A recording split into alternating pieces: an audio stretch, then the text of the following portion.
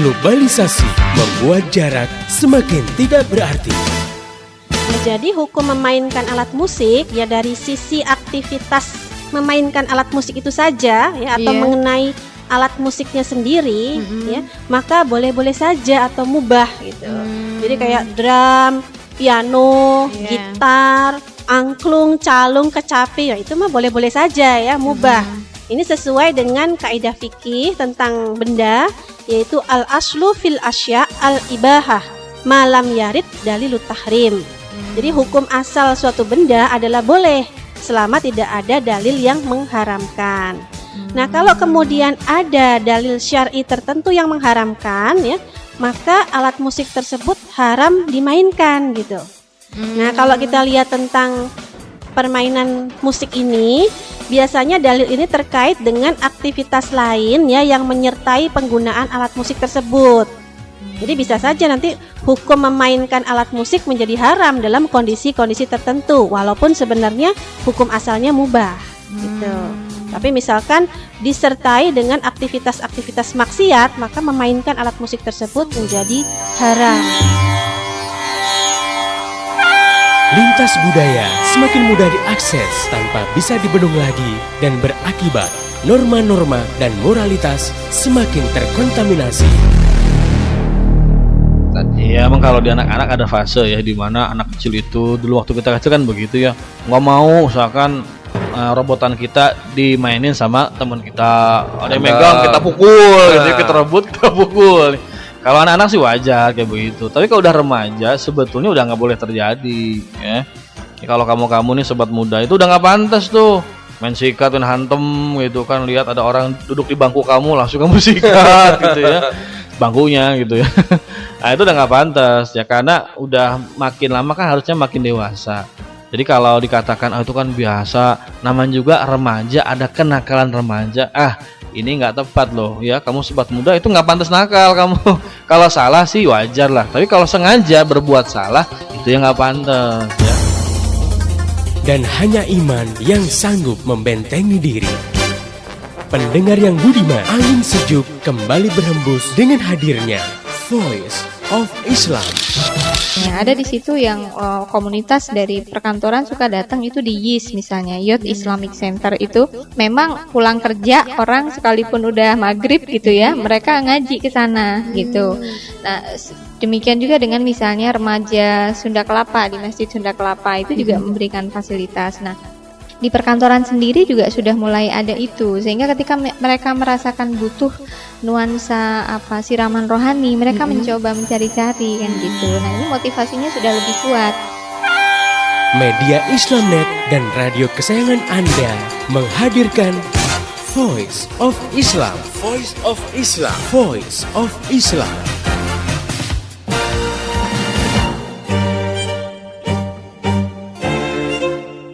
Assalamualaikum warahmatullahi wabarakatuh. Halo Indonesia, jumpa lagi dengan saya Ira Azhara dalam program Siar Voice of Islam, kerja bareng media Islamnet dengan radio kesayangan kamu ini. Dan selama 30 menit ke depan, Voice of Islam akan mengisi ruang dengar kamu dalam rubrik Cerpen, cerita pendek. Cerpen yang akan Ira bacakan berjudul Di Atas Sungai di Tepi Jendela, karya Erzu Korina Friska. Penasaran dengan isi ceritanya? Langsung saja yuk pendengar yang budiman, ini dia jalan ceritanya.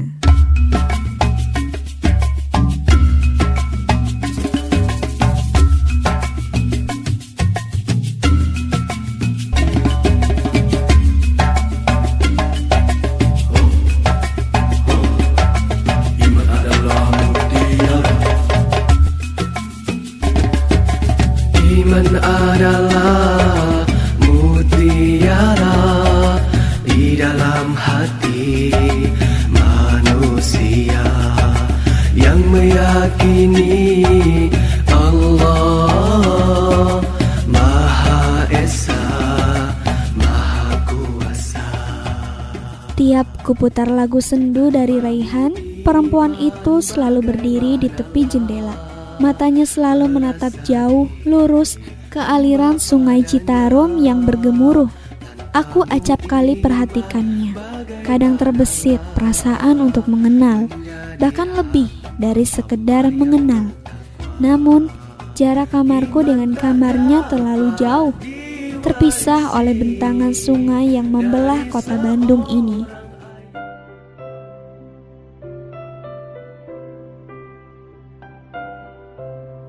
Di sepanjang sungai yang airnya mirip bajigur, di sekitar Taman Sari Bandung, rumah-rumah berjajar. Kamar-kamar bertingkat didirikan dan disewakan. Ada yang permanen, ada pula yang sekadarnya. Semua laku bak kacang goreng. Mulai mahasiswa tingkat pertama hingga akhir, pegawai toko, pelayan, pemandu lagu, scoring girl, WTS kelas teri, banci yang sering berkeliaran di sekitar Dago, semuanya mencari kos di sekitar sini. Aku salah satu dari mereka. Sudah sekitar 3 bulan aku menjadi SSG sekaligus pegawai di supermarket Darut Tauhid. Meski gaji tidak seberapa, aku coba sisihkan sebagian buat menyewa kamar 2x3 meter. Sisanya aku kirim ke Ambu di Banjaran. Aku pilih kamar yang berbatasan langsung dengan sungai agar aku bisa melihat air yang beriak-riak dengan latar belakang Gunung Tangkuban Perahu yang tersembul di balik pepohonan. Sejak kecil, aku memang terbiasa dengan suasana alam. Rumahku sendiri di Banjaran, tepat di sebuah kaki bukit dengan sungai yang mengalir di bawahnya. Bisa saja aku tinggal di Geger Kalong, pesantren DT. Tapi aku memilih tidak bergantung pada fasilitas yang DT berikan. Aku ingin belajar mandiri dan mencoba bertahan hidup dengan caraku. Biar di sela-sela waktu kerja, sepulang kerja, sekitar Isya, sebelum mandi, aku bisa duduk-duduk di pinggir jendela sambil minum teh manis hangat. Tap butut yang aku beli di Cihapit hampir selalu memutar lagu yang itu-itu saja. Saat itulah ketika diputar lagu Iman Mutiara, aku selalu melihat perempuan berkerudung itu berdiri di tepi jendela. Tanpamu iman bagaimanalah merasa diri hamba padanya. Tanpamu Mungkin ini lagu kenangannya, lagu yang selalu dia dendangkan bersama teman-temannya sepulang pengajian, atau lagu yang selalu menyemangati dia ketika kondisi futur menghinggapi dirinya. Bukankah tidak ada yang lebih menggetarkan di dunia ini ketika hati dan otak kita terkenang pada suatu hal yang pernah singgah? Atau malah dia seorang jamaah DT yang sedang menghafalkan lagu? Atau semuanya hanya kebetulan saja? Kebetulan saja dia ingin berdiri di tepi jendela setiap aku putar lagu ini. Tidak mustahil kan? Dugaan seperti itu sebenarnya bukan masalah yang harus dimasukkan ke otakku. Hidupku sudah penuh dengan hal-hal yang tak terduga. Sampai sekali waktu ketika aku sedang memandangnya, perempuan itu tersenyum. Sontak aku terhenyak. Kupalingkan mata agar tidak ketahuan kalau aku memandang dia sejak tadi. Sambil melirik kanan kiri kalau dia tersenyum ke arah penghuni kamar yang lainnya. Tapi tidak ada satupun kamar yang terbuka malam itu. Berarti dia tersenyum kepadaku. Aku coba balas senyumnya sambil perlahan aku tundukkan pandanganku darinya. Sekilas aku melihat dia tersenyum kembali. Kikuknya aku. Iman tak dapat diwarisi dari seorang ayah yang bertakwa. Sejak saat itu, aku terbius oleh senyum perempuan berkerudung di seberang kamarku. Ada perasaan tak biasa tentang pandanganku kepadanya. Entah itu perasaan apa. Yang jelas setiap pulang kerja, aku jadi selalu memutar lagu itu, berharap dia melihat dan tersenyum kembali. Aku pun berjanji pada diriku sendiri tentang dirinya. Pernah suatu kali aku memata-matai penghuni rumah kosan itu. Tapi perempuan itu tidak sekalipun keluar dari rumah. Padahal aku menunggunya selepas sholat subuh di masjid hingga pukul 8 pagi. Kebetulan hari itu aku tidak ada kerja. Suatu ketika sepulang kerja, aku menemukan secari kertas berwarna merah muda tepat di bawah pintu kamarku. Assalamualaikum, akhi. Syukron ya, selalu memutarkan lagu favorit ana. Seorang hamba yang doif, Fitri. Apa berlebihan kalau dibilang aku sudah jatuh cinta padanya? Tapi namanya juga manusia yang memiliki naluri, pasti ada kecenderungan ke sana. Terlebih dihadapkan kepada sosok yang seperti dia. Wajahnya yang lembut, senyumnya yang menawan, kerudungnya yang lebar, mengingatkan aku pada cerita Ustadz yang dulu mengajarku di rumah kala Abah masih ada. Ustadz berkata kalau surga itu indah sekali. Di sana taman dialiri telaga susu hingga harum bunganya pun belum pernah seorang manusia menciumnya. Subhanallah, andai akhirat adalah sebuah kertas, akan kupotong saat bunga-bunga surga bermekaran dan air telaga susu mengalir dengan lembut. Aku akan membawanya kemana-mana. Aku akan menciumnya dalam-dalam dan tak sedikit pun aku lepaskan. Itulah kedahsyatan perempuan berkerudung tadi. Apalagi saat matanya memandang arus sungai, saat senyum tercerah menjadi satu-satunya fenomena terindah yang muncul di tengah kekumuhan rumah-rumah tepi sungai. Saat kerudungnya tergerai tertiup angin, aku mendapatkan cekaman-cekaman yang mempesona, seolah aku begitu dekat dan tahu segala sesuatu tentang dirinya. Padahal pengetahuanku tentang dirinya hanya sebatas menduga-duga dari mata, senyum dan kerudung saja.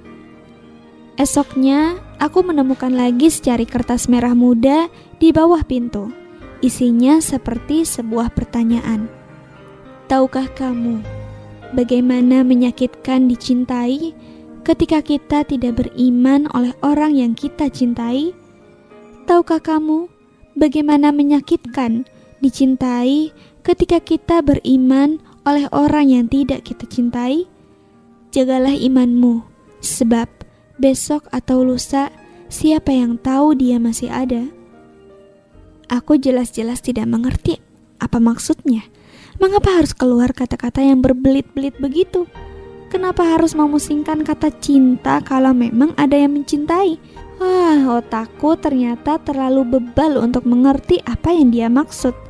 Aku bermaksud bertanya kepada perempuan di tepi jendela yang aku kira si pengirim kertas-kertas ini. Namun, sejak pesan terakhir yang aku terima, tak sekalipun ia perhatikan aku lagi. Berkali-kali aku sengaja memainkan volume lagu kesukaannya, tapi hasilnya nihil. Dia tetap saja memandang arus sungai Citarum, sampai aku sendiri menjadi capek melihatnya. Di satu sisi, perasaan di hati ini semakin tak tertahankan. Walau apapun caranya jua, engkau mendaki gunung yang tinggi, engkau merentas lautan api, namun tak dapat jua dimiliki jika tidak kembali pada Allah.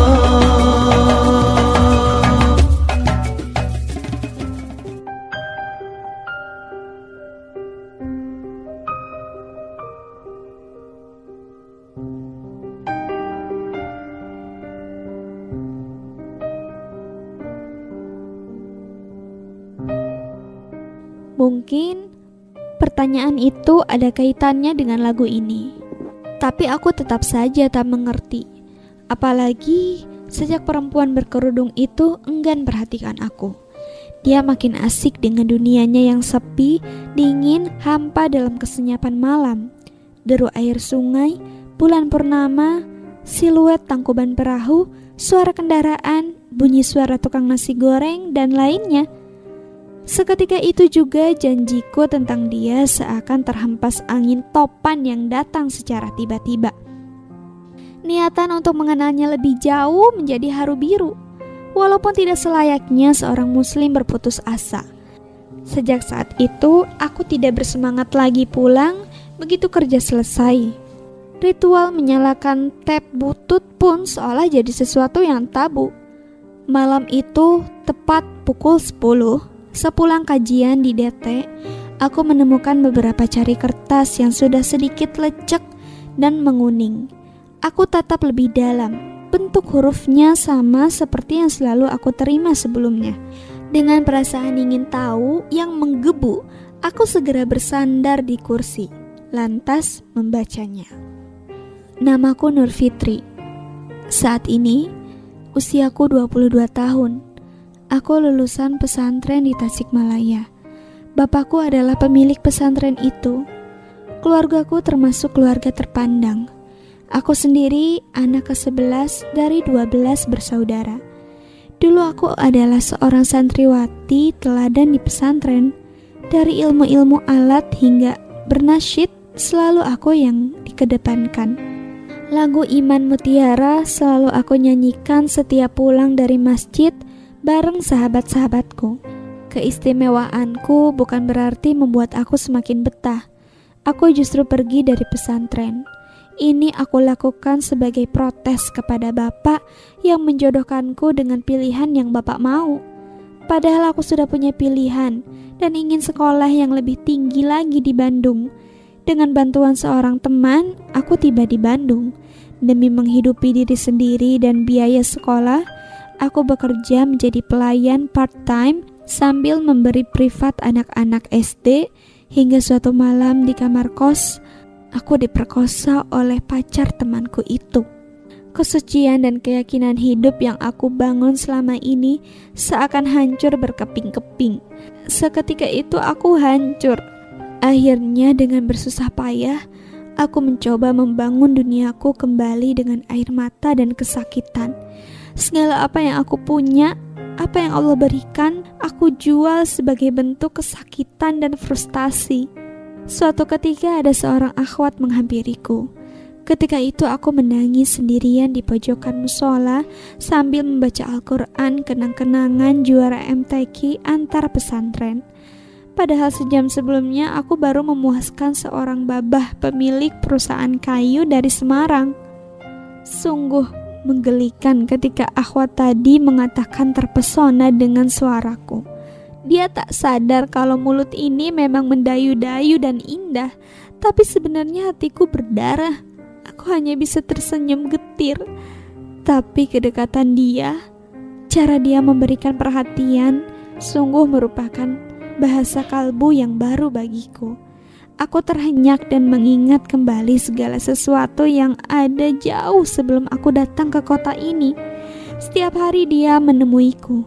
Setiap hari dia memberi tulisan-tulisan bernada nasihat. Setiap hari juga dia kirim SMS untuk mengingatkan sholat tahajud.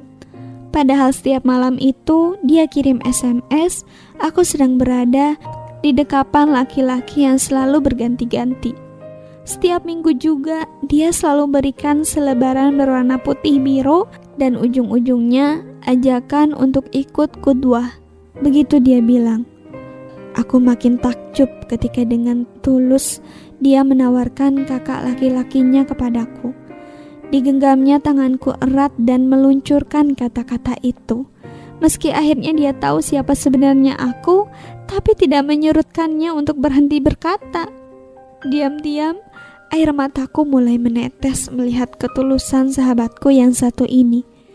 Namun setiap pelanggan menjemput, aku diingatkan kembali bahwa imanku telah hilang entah kemana. Karenanya, ucapan dan permintaan tulus sahabatku itu seakan masuk telinga kiri, keluar telinga kanan. Tapi di lubuk terdalam, aku butuh semua yang dia katakan. Jujur, aku butuh itu. Aku butuh kedamaian. Aku capek hidup di dunia yang kotor ini. Hidupku yang sebenarnya bukan di alam nista ini.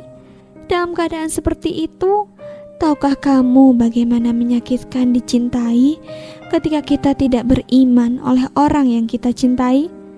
Tahukah kamu bagaimana menyakitkan dicintai ketika kita beriman oleh orang yang tidak kita cintai? Aku memang sudah terbiasa menangis dalam hati, tapi tidak meratap seperti halnya saat itu. Ketika Ahwa tadi mencegahku dijemput oleh mucikari pengelola nightclub tempatku bekerja. Ia malah diperkosa oleh kaki tangan si mucikari sebagai balasan penolakanku untuk bekerja lagi. Ratapanku semakin menyayat ketika kakak sahabatku yang akan dijodohkan kepadaku meninggal ketika mencoba menolong adiknya yang sedang diperkosa. 3 buah tusukan sangkur tepat menusuk jantung kiri dan lambungnya. Sungguh aku tidak tahan. Selembar lainnya hanya berisi sebuah kalimat. Terima kasih Pram, kau telah mengingatkan aku tentang iman. Sesuatu yang bertahun-tahun aku coba kubur, tapi tak pernah sedikit pun dia mati. Hah? Bagaimana dia tahu namaku? Sontak aku terkejut ketika di kertas tersebut jelas sekali tertulis namaku. Apakah selama ini dia mencari tahu tentang aku juga? Kalau begitu, perasaan aku dan dia ternyata sama. Kami saling merindukan masing-masing. Aku segera bergegas menuju jendela kamar untuk menyapa perempuan di tepi jendela itu. Belum sempat aku menggerakkan tangan, perempuan itu tersenyum, lantas melambaikan tangan dan masuk ke dalam. Benarkah ini kisah perempuan yang suka lagu Iman Mutiara itu? Esoknya, aku datangi rumah bertingkat di seberang sungai. Niatku saat itu untuk mengungkapkan segalanya dan meminta penjelasan dia. Tapi tak ada seorang pun yang tahu tentang Fitri. Penghuni kamar yang jendelanya menghadap sungai sekarang bernama Irma. Seorang scoring girl yang terlalu liar di mataku. Aku merasa seisi rumah kos itu menyembunyikan Fitri. Karenanya, setiap pagi aku menunggu di depan rumah itu sampai seorang tetangga memanggilku. Pram, saya dengar kamu mencari seseorang ya? Katanya. Iya, jawabku singkat. Kamar itu memang pernah ditinggali Fitri, tapi itu 6 bulan yang lalu. 6 bulan yang lalu? Aku keheranan. Benar, 6 bulan yang lalu. Entah kenapa dia melompat ke sungai dan meninggal. Sengaja cerita itu disembunyikan supaya yang kos tidak takut. Masalahnya, kematian dia sedikit janggal. Kayaknya dia bukan bunuh diri, tapi dibunuh. Kamu kenal Fitri dari mana? Innalillahi. Saat itu juga aku bergegas pulang. Tak tahu harus melakukan apa. Tapi aku sempat menuliskan sebuah kalimat di agenda harianku. Tahukah kamu bagaimana menyakitkan dicintai ketika kita tidak beriman oleh orang yang kita cintai? Tahukah kamu bagaimana menyakitkan dicintai ketika kita beriman oleh orang yang tidak kita cintai? Jagalah imanmu, sebab besok atau lusa siapa yang tahu dia masih ada.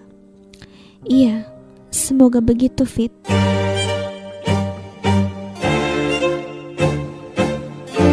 Pendengar yang budiman, itu dia cerpen untuk kali ini ya. Setelah disimak, ternyata cerpen tadi itu mengandung unsur yang misteri-misteri seperti itu. Dari segi ceritanya itu memang memilukan dan memprihatinkan, apalagi mengenai sosok Fitri yang tadi gitu. Hikmah yang bisa kita ambil gitu dalam cerpen ini bahwa iman adalah sesuatu yang harus kita miliki dalam segenap hati kita. Nah, sebagai muslim, kita mesti membuat iman kita, keyakinan kita terhadap Allah, terhadap segala sesuatu yang telah diciptakannya itu semakin meningkat, menguatkan rasa keyakinannya kepada Allah bahwa Allah lah Sang Pencipta dan Pengatur seluruh kehidupan di alam semesta ini. Semoga kita bisa mengambil ibro dari cerpen kita kali ini. Untuk informasi lebih jauh tentang Voice of Islam, topik-topik apa saja yang akan dibahas, serta info-info menarik lainnya, silakan klik di www.mediaislamnet.com. Kritik, saran, pertanyaan, dan masukan bisa SMS ke nomor 0822 13, 16, 19, 18. Bagi kamu yang ingin ikut berpartisipasi dalam dakwah bersama Media Islamnet, bisa mengirimkan donasinya ke Bank Syariah Mandiri KCP Bogor Dramaga atas nama Disintaweni dengan nomor rekening 707-374-2697. Terima kasih untuk pendengar yang budiman yang telah mendengarkan acara ini dari awal hingga akhir. Ira dan segenap kru yang bertugas mohon pamit dan mohon maaf apabila terdapat kata-kata yang salah. Pesan kami, sampaikan apa yang kamu peroleh dari acara ini kepada yang lain agar rahmat Islam segera tersebar luas termasuk di kota kamu yang tercinta ini. Mari menimbang masalah dengan syariah. Wassalamualaikum warahmatullahi wabarakatuh. Demikian tadi Voice of Islam. Semoga hikmah yang terkandung bermanfaat untuk kita semua. Amin, amin, amin. Ya Robbal Alamin. Kembali bisa Anda dengarkan Voice of Islam. Menghadirkan topik-topik seputar kehidupan kita esok hari di waktu dan gelombang yang sama.